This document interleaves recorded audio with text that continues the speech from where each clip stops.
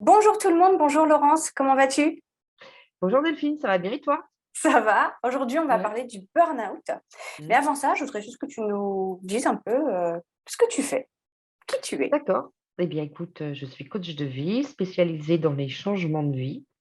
En l'occurrence, ma vie ne me plaît plus telle qu'elle est aujourd'hui et qu'est-ce que je pourrais faire pour l'améliorer. Donc ça, c'est ma spécialité. J'aide aussi pour des problèmes de couple, c'est-à-dire je vais me séparer. Voilà, donc tout ce qui est changement, hein, je suis à la retraite ou je passe à la retraite. Ça aussi, j'ai des clients là-dessus. Et voilà, tout ce qui peut nous affecter, hein, ça peut être un déménagement, ça peut être l'arrivée d'un enfant. Euh, voilà, donc Nouveau il y a vraiment boulot beaucoup de situations, changement de travail, changement de région, tout ce qui est changement. Voilà.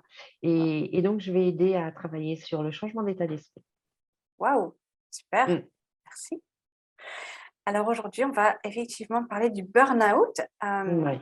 parce que tu veux nous raconter une tranche de vie, quelque Mm. chose qui t'est, par lequel tu es passé. Le burn-out touche énormément de personnes actuellement et on n'a pas ici de solution miracle de comment se sortir du burn-out, mais je pense que témoigner sur son propre burn-out peut aider quelques personnes parmi nous. Donc, merci Laurence d'avance de témoigner et de partager cette tranche de vie qui était très personnelle. Mm. Alors maintenant, je vais commencer par te demander quel est le contexte finalement de ce burn-out? C'était quoi pas la raison, mais ce qui a amené à ça pour toi? Mm. Alors déjà, le burn-out, c'est une surcharge mentale. Mhm.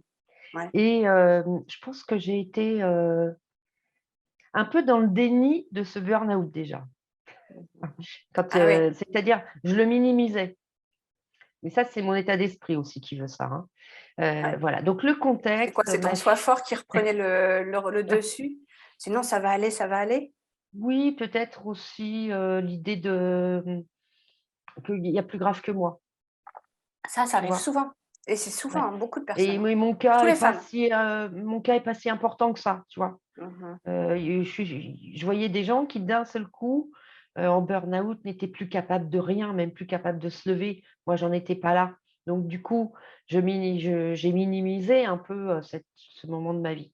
Mmh. Donc, le contexte, ma fille, vous voyez, elle avait quoi, 18, 20 ans, et des problèmes de tension artérielle d'un seul coup qui arrivent lors d'un examen médical. Le lendemain, elle va, à la préfecture pour récupérer le permis de conduire qu'elle avait perdu. Ils lui font passer un examen médical. Pareil, tous les chiffres rouges avec, comment dire? Ils l'allongent, ils lui font des gestes pour, qu'elle revienne, à une tension normale tellement elle était élevée. Et de lui dire alors la veille, quand elle avait eu son premier examen médical et quand elle est rentrée à la maison, puis qu'elle m'a dit: «Ah bah, ma tension était forte». Moi, je fais: «Bon, bah, ta tension était forte. mh. OK, il va falloir qu'on fasse attention, que tu ailles voir le médecin», mais il n'y avait pas péril en la demeure. Mais le lendemain, ou 2 jours après, je ne sais plus, hein, c'était la même semaine, Mmh. une deuxième alerte comme ça, Ouais. on se dit là, donc du coup, elle appelle un cardiologue qui lui donne un rendez-vous, 3 jours plus tard, je me Ce qui est souviendrai toujours, rare. c'était un vendredi, soir.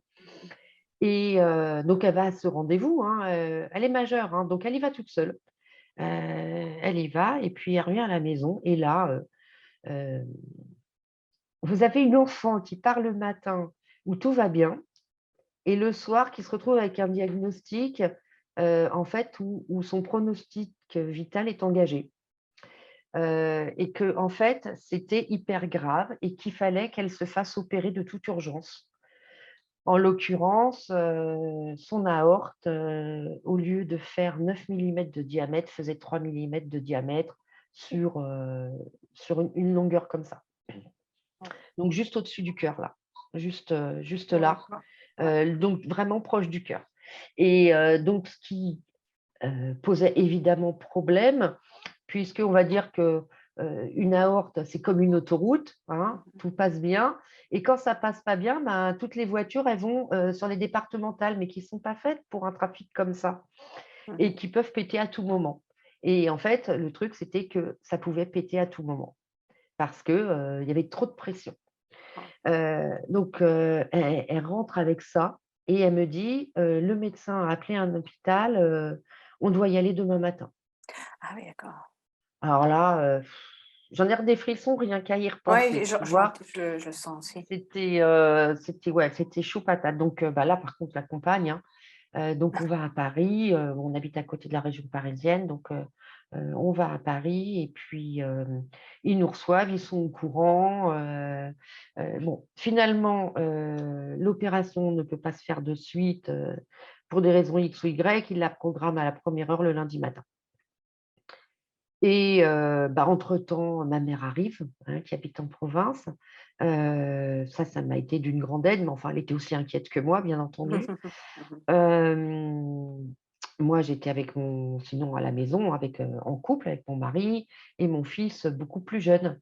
Heu et donc mon ex-mari maintenant, hein, puisque depuis on est séparés, mon ex-mari, s'occupe, de mon fils et puis moi je suis concentrée sur ma fille avec ma mère, qui venait avec moi. Donc évidemment, on va pour l'opération, on attend et là, l'opération qui dure beaucoup plus de temps, que, Ah, ça va être prévu et là, on angoisse, quoi. On ah ouais. angoisse et ils nous avait prévenu que, le danger d'une telle opération, c'est que ça pète, durant l'intervention. Que en fait, les vaisseaux sont tellement fragiles, ils ont tellement subi de pression que ça peut péter dès qu'on le touche.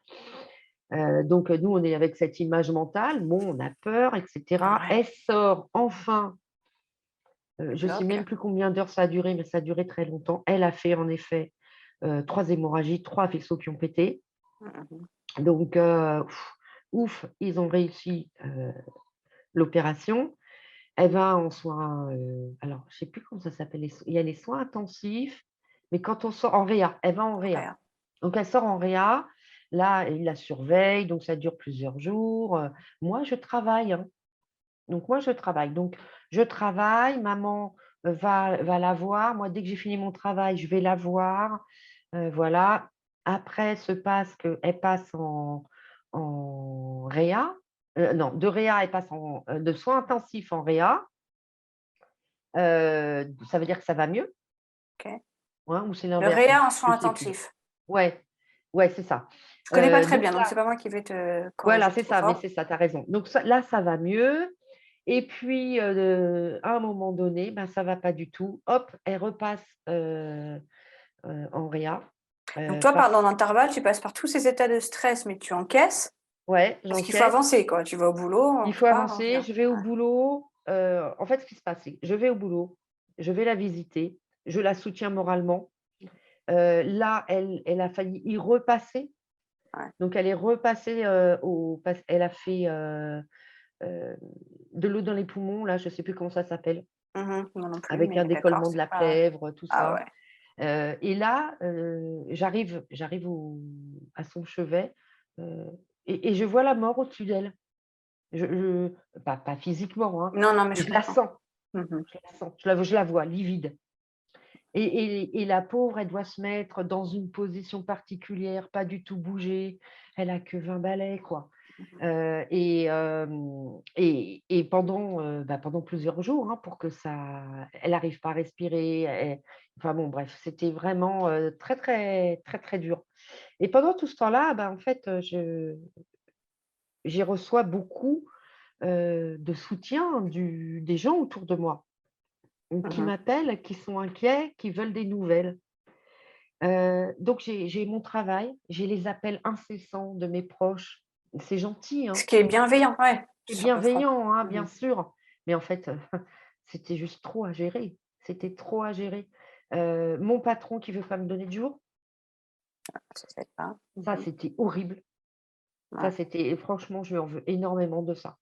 Et mais je pense qu'il se rendait pas compte. Bon, ça va, sa fille est à l'hôpital, ça va, quoi, tu vois? Bon, Mmh. bref. Heu Et puis, En fait, je pense aussi, c'est un peu tous ces problèmes de dépression, burn-out, etc., c'est que c'est invisible quelque part aux yeux des autres. oui, oui. C'est Et vicieux, hein. arrivé un moment, on est sur la fin, bon, elle revient dans les services normaux, ça commence à aller mieux, ça y est, elle est sauvée, ça y est, elle va bientôt rentrer. Stabiliser tout et tout. Voilà, stabilisé, tout va bien et puis toujours, faut que j'appelle, il faut que je dise, il faut que je réponde, faut que j'aille au boulot, je suis fatiguée, je dors pas bien, je suis voilà et je sors de l'hôpital, je traverse la rue et au milieu un grand boulevard, hein, et au milieu de la rue, je me rends compte que je n'ai pas regardé s'il y avait de voiture. Ah ouais. J'ai traversé, mais comme ça, quoi. Mhm. Et alors peut-être que mon inconscient a capté, que c'était bon, mais franchement, moi, consciemment, j'ai rien fait, quoi. Mhm. Et là, je me fais: Ouais, tu mon vivais sur Dieu!» pilote automatique, quoi. Oui, j'étais sur pilote automatique. Ouais.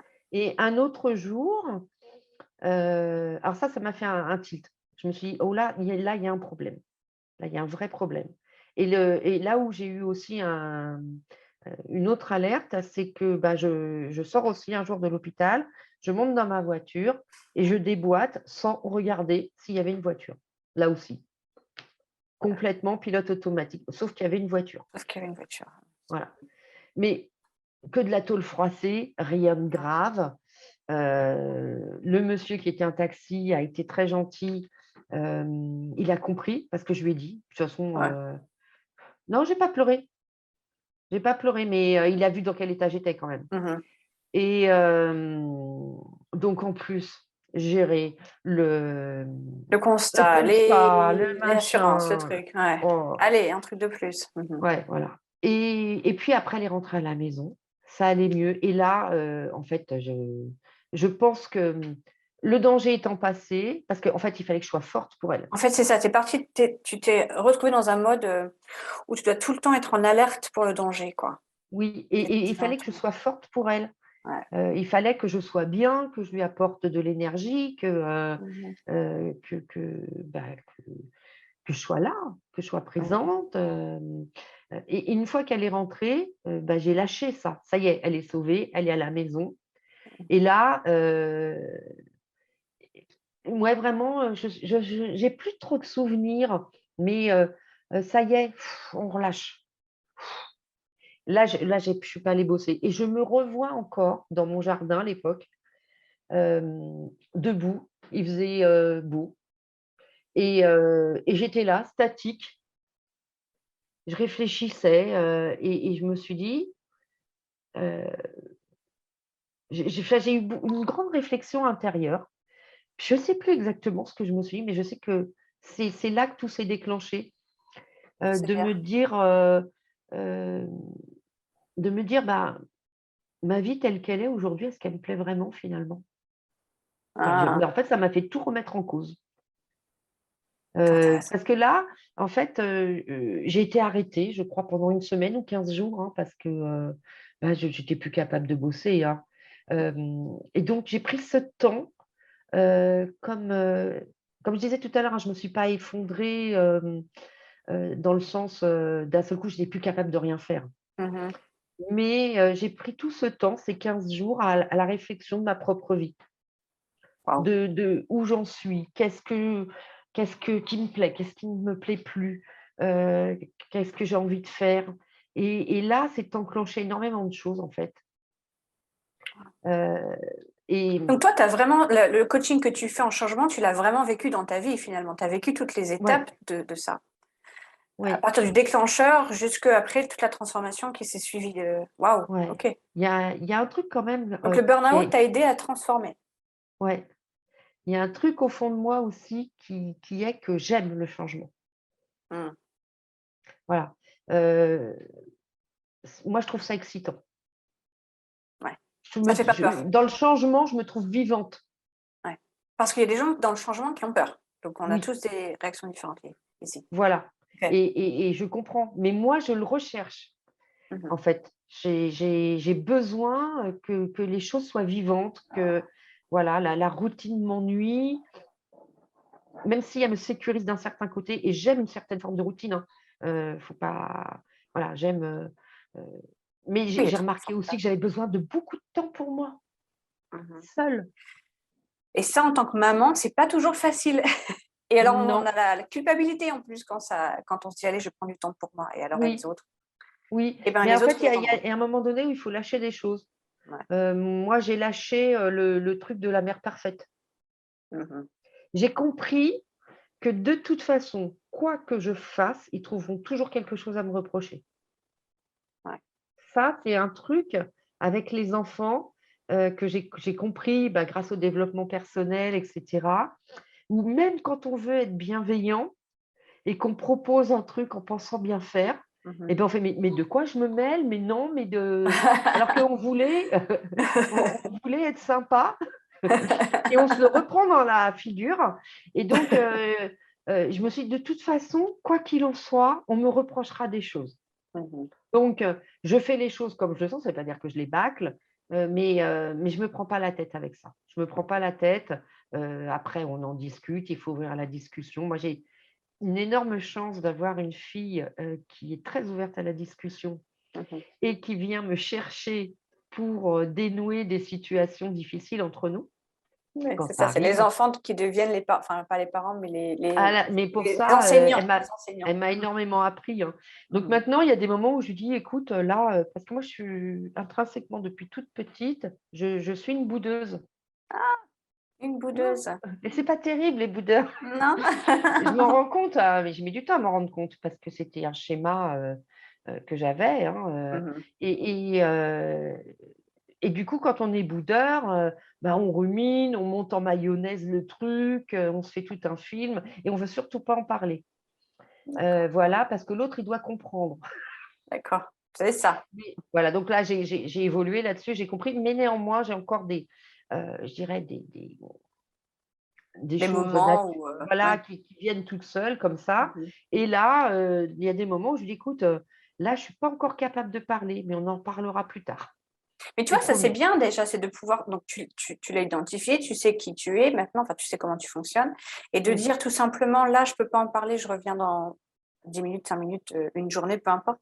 Une Juste semaine. ouvrir la communication parce que ça permet une semaine, Ah oui, ça permet oui, la personne qui est en face, parce que 3 moi je suis jours. pas tout à fait boudeuse, mais j'ai dans ma famille quelqu'un qui est boudeur, et c'est vrai que c'est plus simple de se dire, c'est pas grave, on pourra en parler plus tard, parce que sinon, nous, à l'extérieur, on a envie d'aller ouvrir le truc là, mais ouvre, dis-nous.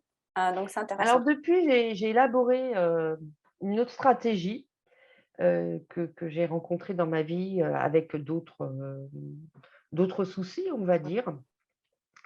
Heu, Là, j'ai eu un souci avec mon fils, Mmh.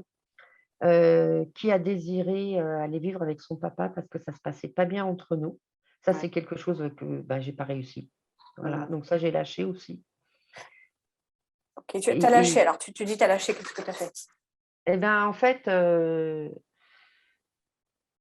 Donc il veut c'est partir, OK, donc c'est pas il forcément ta il décision, veut enfin partir, on c'est s'entend bien. plus, Ouais. heu, c'est difficile entre nous, il y a plus aucun dialogue, Mmh. si ce n'est, des choses pas gentilles Mmh. et aussi bien d'un côté que de l'autre, parce que finalement, c'est un cercle vicieux, Mmh. et en fait, j'ai accepté. OK. Heu, Vraiment, Donc tu as avec accepté beau auprès de lui, mais aussi à l'intérieur, du coup? ouais, avec beaucoup de tristesse. Mmh. Mmh, là, ça a été, coupure du cordon ombilical, très tôt. Forcé, Hein, ouais. il a 15 ans, Mmh. donc en pleine adolescence, voilà, je suis séparée de son papa maintenant depuis 3 ans. Donc il y a un côté où il m'en veut de cette séparation, puisque c'est moi qui l'ai décidé. Hem Et comment dire? J'ai perdu mon oreillette. Heu et et à un moment donné, je dis: «OK, bah, vas-y». Là, et là, sans vraiment, comment je dirais? Y réfléchir, hein, c'est après coup que je me suis rendu compte que c'était une stratégie que j'avais mis en place. C'est-à-dire que, OK, il part, donc tristesse, Tristesse. beaucoup de tristesse. Donc quand tu dis tristesse, c'est pleurer, Ah c'est oui, rester dans son coin, c'est OK. c'est pleurer, solitude, hem, genre, je perds mon fils. OK. Voilà. Donc c'est Ça y un est, j'ai mini deuil, perdu mon quoi. fils, Mmh. donc tout ce qui revient de l'enfance, de ce que j'ai vécu avec lui, de tout ça, quoi, qui remonte et je me dis: «Merde, j'ai perdu mon fils» et donc là, je pleure et puis au bout de 3 jours, je me dis: «Bon écoute», bon j'étais encore un peu triste, hein, bien sûr. Je dis: «Mais ça sert à quoi? Mmh. En fait, ça sert à quoi de pleurer comme ça?» heu et là, je me suis dit: «De toute façon, maintenant, il est plus là, ça change rien». Mmh. Je veux dire, Ça fait que je du bien sois quand même. triste, que je sois pas triste, tu as dit Mmh. quoi? Ça fait du bien de pleurer des fois quand Ah oui, oui, bien sûr, de toute façon, il fallait que ça sorte, hein. Donc ça, même. c'est Ouais. super important, il faut que ça sorte. Mmh. Mais je me suis dit: «À quoi ça sert de continuer à pleurer tous les jours?» Ouais. Parce que de toute façon, l'état de fait est là. Je Mmh. ne peux rien y changer. Ça, c'est un truc en fait qui est super intéressant. Est-ce que je peux faire quelque chose? Oui, je le fais. Est-ce que je ne peux pas faire quelque chose sur la situation, hein, qui est problématique? Non. Bah, OK. Passe autre C'est bon. Je veux Mmh. dire, ça sert à rien de continuer à ruminer, d'être en tristesse, d'être en colère, d'être, toutes Mmh. ces émotions, qui nous font du mal, Mmh. qui nous procurent du mal-être, on va dire, sur le moment, hein, qui sont là pour nous donner un message néanmoins et qui est important et Mmh. qu'on doit évacuer, hein, ça j'en suis, vraiment convaincue, mais à un moment donné, j'ai dit: «Mais tu vas pas pleurer toute ta vie, quoi. Mmh. Tu vas pas Toi, c'est traîner ton cette». truc. Toi, Tu as vu? c'est ton truc, tu es très résilient. C'est-à-dire que tu avances. L'idée, c'est: «J'avance, je continue à avancer sur mon chemin». Ouais et J'identifie ce que enfin, j'observe, j'identifie, je vis ce que j'ai à vivre, mais pas pendant, une période oui de temps, et puis, donc j'ai essayé de tourner les choses un peu autrement en me disant: «OK, tu as 52 ans, tu as une nouvelle vie qui s'ouvre à toi et écris-la, quoi. ouais. Écris-la, Écris-la. cette nouvelle vie». Mmh.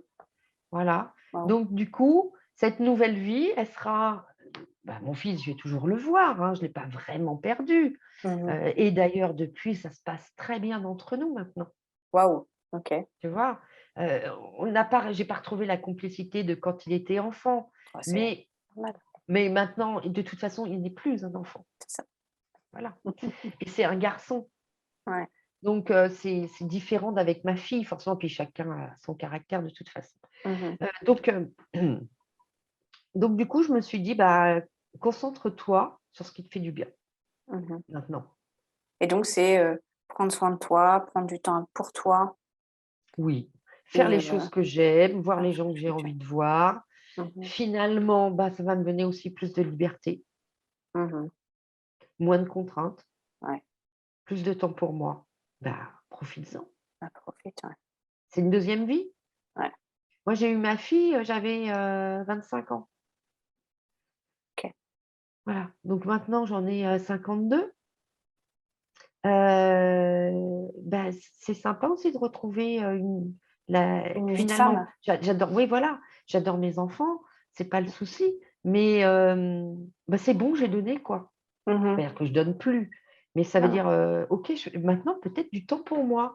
Mmh Parce mh. on est toujours pendant tous ces temps-là, on le sait, on est maman, on est infirmière, on est psychologue, on est médecin, on est, Tous ces rôles, ouais, qu'on cuisinière, femme de femme de ménage. ménage. On est, voilà, Punching ball des fois aussi. ouais, on est, par des contraintes, de vacances, par des bref, plein de choses qui, finalement sont contraignantes et que, bah, aujourd'hui je n'ai plus. Et du coup, quand dans tes coachings, je réfléchis du coup au changement, par exemple, ce type de changement de vie où les enfants partent et cetera, c'est réinventer une nouvelle vie aussi, quoi. C'est Ouais, ouais. comment se réinventer une nouvelle vie? Accompagner Oui, aussi ça. oui, oui, parce qu'il y a beaucoup de Intéressant. mamans, en fait, qui ont du mal à couper ce cordon. Mmh. Finalement, moi, je l'ai coupé, avec mon fils en tous les cas, Ouais, bien, par la bien force des choses. avant l'heure Mmh. prévue, Mmh. puisqu'il n'est pas parti de la enfin, il est jeune. Ouais. Je veux dire, il n'est pas parti, dans une vie active, avec un appart, non.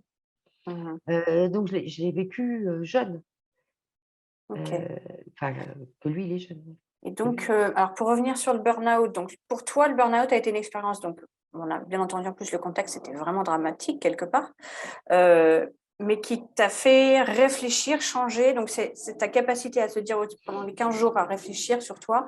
En fait, je fais pas ce que je veux vraiment faire, etc., etc. Donc toi, ça t'a permis, ça a été un tremplin pour toi, finalement. Oui, finalement, c'était un bien pour un mal, comme on On se dit. serait passé, oui, voilà, du contexte.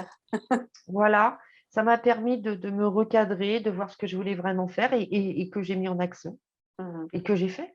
Et que tu aimes bien, ouais, J'ai voilà. ouais, ouais, Et ouais. qu'en plus, maintenant, tu incarnes pour aider les autres à passer tout ce type de cap, quoi. Oui Magnifique. et Ouais, c'est drôle parce que, belle histoire. on pense pas finalement que ça va aider les autres, ce qu'on est en train de vivre, mais maintenant je le vois plus. Mhm. C'est-à-dire que des fois je vis des situations et je dis: «Ah ça, ça va pouvoir aider mes coachés, parce que Mhm. j'ai compris le mécanisme». C'est ça. Voilà. Il y a l'idée, en fait, l'idée de se dire à un moment, de se poser: «Qu'est-ce que je veux? Qu'est-ce que je ne veux plus?» parce que des fois, on n'est pas capable de dire ce qu'on veut, mais on est capable de dire ce qu'on veut Ce qu'on plus veut plus. Mhm. et donc de se poser, de prendre le temps pour soi et de voir, quelles actions sont possibles, comment, reconstruire ça, sans repartir, dans finalement ce qui ne nous convenait pas, hein. Bien souvent, en fait, les gens qui ont de burn-out, c'est des personnes Hem, qui ne savent pas dire non Oui, ou qui ne ça, c'est peuvent vrai. pas dire non. Ils peuvent Moi, pas, en ouais. l'occurrence, je ne pouvais pas dire non. Non, non, Je suis une non. maman, Question de il vie ou de fallait que je mort, sois ouais. présente. Ouais. J'aurais pu envoyer balader les gens qui me demandaient des nouvelles tout le temps. Ça, OK. j'aurais pu le faire. Ça, tu aurais pu faire. OK. Avec le Voilà, recul, c'est peut-être quelque chose que tu aurais fait. Mhm. ouais. Oui, je pense Mhm. et en même temps, Mmh. d'un autre côté, ça me C'est le ça me soutien. permettait d'être en lien avec l'extérieur, de ne pas être dans ma bulle d'angoisse, de pouvoir le fait de pouvoir parler aux autres, ça Mhm. permet de dédramatiser aussi. OK. Donc, Hein, porter des dédramatise. mots, OK. ouais, de pouvoir et puis on peut tomber sur quelqu'un, d'un seul coup, on dit un mot, qui est Mmh. rigolo et paf, on part d'un éclat de rire et ça fait du bien, Ça fait du hein. bien. Le fait d'échanger avec les autres, de créer du lien, d'avoir ce soutien social, ça m'a fait aussi beaucoup de bien donc je ne sais pas ce qui était finalement, le mieux, parce que ça m'a fait du bien aussi de me sentir soutenue. C'est ça, c'est qu'en fait, donc dans le burn-out, c'est de on a tendance à vouloir s'isoler parce qu'on n'en peut plus, en fin de compte. On est fatigué, on n'en peut plus, donc je pense qu'on a tendance à vouloir s'isoler, mais finalement, ce que tu dis, c'est: «Ouais, mais ça fait du bien d'avoir du soutien». Donc c'est faire attention à pas complètement s'isoler parce qu'on a besoin de ce lien avec l'extérieur. Même si on Ouais, n'a pas l'impression qu'on est capable de l'entretenir, il nous fait ouais. du bien, finalement.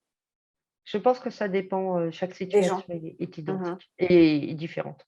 Mmh. Chaque situation est différente et pour le coup, chacun OK. fait comme il peut, voilà. Mmh. Est-ce qu'il y a quelque chose dont on n'a pas forcément parlé, mais que tu voudrais partager par rapport au burn-out, par rapport à la résilience, heu, et la relation avec les enfants? Ce que tu veux, un truc, un petit conseil, s'écouter, vivre les choses, les Ouais, sortir correctement et passer à autre ne chose. Franchement, là, c'est un peu, ce que tu fais, toi, ta technique, c'est passer à autre chose. ouais, Faire accompagner quand c'est pas possible de passer à autre chose par soi-même. oui, se faire accompagner, hem, être proche, enfin, c'est vraiment particulier parce que c'est vraiment du cas par cas D'accord. et on est chacun différent et chacun, Mmh. on va vivre la chose différemment et mon histoire, ne sera pas celle d'un autre. Même s'il lui arrivait la même chose, il ne vivra pas pareil. Donc c'est vraiment du cas par cas. Maintenant, moi, l'idée, c'est que, OK, j'ai cette problématique-là, c'est vraiment j'ai cette problématique-là. Est-ce que je peux y faire quelque chose? Oui, Ah oui, je ce le que tu fais. disais. Mmh. Je ne peux pas, je lâche. Ouais, Donc la maladie de ma fille, je ne pouvais rien faire. ouais, Juste être là, être là, ouais. l'accompagner, Mmh mh. donc ça, je fais. Mais après, c'était pas entre mes mains, c'était Mmh. entre le destin. Donc évidemment, il y a eu quelques heures, où j'ai eu peur, mais je pense qu'on a eu plus peur en rétroactif, du moment d'avant en se disant: «Mais mon Dieu, en fait, elle aurait pu mourir à n'importe quel moment» Ouais. Et de là, de me dire, tu vois, tous ces accidents qu'on voit, d'un seul coup, il est mort, il s'est effondré, ou elle s'est effondrée, mais il était si jeune, on ne comprend pas. Et là, je me suis dit, mais en fait, c'est ça, c'est ce genre de truc qui aurait pu lui arriver. Mhm. Et en fait, j'ai remercié, je ne sais pas qui, mais j'ai remercié qu'elle ait eu par hasard Ah oui, le 2 contrôle rendez-vous médical. médicaux de Ouais. suite. On ne l'aurait pas vu, Ah oui. Ah bah oui, c'est vrai. mais on ne l'aurait pas vu. Quand Et c'est en pas fait, l'heure, c'est pas grâce l'heure, à hein. ces 2 rendez-vous qui se sont suivis, Ouais. et en plus, entre les 2, elle avait eu, une activité de manutention intense, ce qui avait exacerbé parce qu'elle n'avait pas tout le temps ce problème de tension. D'accord. Et ça, ce qui a exacerbé, en fait, il y a eu 3 trucs qui ont fait que ça l'a sauvée. Mhm. Elle a bossé de la manutention et elle a eu 2 rendez-vous médicaux. On n'aurait pas eu ça, elle serait peut-être plus là aujourd'hui. Ça ferait partie des. Ouais. Ouais. Waouh. Bon. Donc, Protéger je sais en fait, là-haut. ouais, après je me suis dit: «Mais waouh, c'est juste énorme que, toutes les conjonctions ont été faites pour qu'on puisse découvrir». Tu vois, tu parlais du contrôle, du lâcher prise, etc. Ça revient aussi avec ce sujet, c'est que il faut vraiment laisser. Il faut être actif dans sa vie, mais il faut aussi avoir une portion de laisser faire les choses parce qu'elles vont se mettre comme elles doivent se mettre au final. Et Oui, c'est bien ça. sûr, il faut être actif. On n'est pas là à rester dans le Et canapé à on rien s'en faire, rend mais compte, quand on a une vue après seulement. d'ensemble après. Mhm. Moi, j'aime bien avoir cette vue, de haut de ma Ouais. vie, mais une fois qu'on a pris du recul et qu'on n'est plus dedans émotionnellement, sinon c'est pas possible. C'est un exercice sympa à faire, ça d'ailleurs. Écrire un peu son autobiographie pour soi-même, hein, c'est pas le truc de publier, hein. Pour soi-même, pour vraiment se rendre compte de tout ce qui s'est passé dans nos vies et se rendre compte à quel point on est béni quelque part. Il y a des moments de chance dont on ne se rend pas compte si on ne Oui, prend pas le temps de faire comme tu viens de dire, de faire une vue d'ensemble de sa vie et l'écriture de son autobiographie est vraiment intéressante pour ça. oui, et de se rendre compte de ce qu'on a été capable de réaliser, Ouais. de comment, Comment on voilà, s'en est comment on s'est sorti, comment reconstruit, les comment choses. on s'en est Ouais. sorti, ou au contraire, quels ont été, nos écueils, Mhm. là où on n'a pas réussi. Et puis, en fait, ça c'est quelque chose de super important. C'est comment, je prends conscience de ma part de responsabilité. Mhm. Comment je prends conscience de ma part de responsabilité dans n'importe quelle situation. Ouais. Là, par exemple, ma part de responsabilité, c'était, bah, j'ai pas su dire non Mhm. à tous ces appels, et en même temps, ça me faisait aussi du bien, et en même temps, j'avais pas trop le choix. Mais voilà, ça peut être une part de responsabilité que j'ai pu avoir. Mhm. Et bien souvent dans le burn-out, c'est ça, pas avoir su dire non. Mhm. Ah, Parce qu'on nous a surchargés de faire ceci, de faire cela, et les mamans, heu, quand on est maman, c'est encore plus fort, pas le quoi. choix, hein. Ouais. Mhm. Enfin, il y a pas le Ouais, choix, hein. Je pense que même si on dit on a tous le choix, je pense que tu vas pas laisser ton enfant, à l'hôpital toute seule, quoi. C'est ça que je veux dire, c'est pas ouais, le choix, tu vas aller la voir. bien sûr, bien sûr, bien sûr. Mmh. Bon, waouh. Voilà. Bon, merci Laurent, c'était très plaisant. C'est le mot qui me vient. Très plaisant et très plaisant de te connaître un peu plus aussi, connaître, d'écouter ta façon d'écouter la façon dont tu, gères, j'aime pas trop dire gérer, mais dont tu vis les choses. Mmh. Et alors donc moi Laurent, je te connais donc personnellement, très bien et pour moi Laurent, c'est mon inspiration, pour information, de résilience parce que quand ça va pas, ça va durer quelques jours, grand maximum et elle va toujours passer à autre chose et c'est pas du tout quelqu'un qui va se plaindre du passé, le passé, pas du tout et c'est là, je pense, que la clé, c'est que quand on arrête on peut y penser au passé, mais quand on arrête de se plaindre et de reprendre et de ressasser comme tu disais: «Est-ce qu'on peut y faire quelque chose à ce passé?» Rien, il est passé, donc avance. Tu peux pleurer sur l'instant parce que ça fait du bien, mais il faut avancer finalement et c'est pas donné à tout le monde, hein. Je ne suis pas en train de dire, tout le monde doit le faire et c'est pour ça aussi, je pense que, se faire accompagner, ça peut grandement aider Mmh. parce que c'est pas si simple, c'est pas dans tous nos profils de personnalité de faire ça, mais par Bah, contre, puis c'est on est possible pour on tout est le monde au mûr, final. on est comme ça, on est contre le mur, on voit pas. Mmh. Mais Hem, c'est possible pour Quelqu'un tout qui le vous monde au final. accompagne va vous aider à voir ce que vous ne voyez pas. Ouais, exactement, Ouais. exactement. Mais tout Mmh. est possible. Enfin, je veux dire, quand on parle, en coaching, en neurosciences, tout est possible en termes de recabler les neurones, de recabler les chemins de pensée, Mmh. etc. Tout est possible finalement. Oui, Donc, oui, on travaille là-dessus, bien sûr. on travaille là-dessus. Exactement. Bon, et ben merci, j'arrête de parler. Merci à tout le monde. Merci Laurence. C'était un Merci à super tout le moment. monde. Et puis, posez vos questions à Laurence en dessous de la vidéo, en dessous du Mmh. post, etc. À très, très vite. Et puis, n'hésitez pas à la contacter si vous avez envie de faire un changement, quel qu'il soit dans votre vie. C'est vraiment la personne idéale pour ça. Je recommande Merci. chaudement. Mouah, bon. Prenez soin de vous. Bonne journée, au revoir. Au revoir.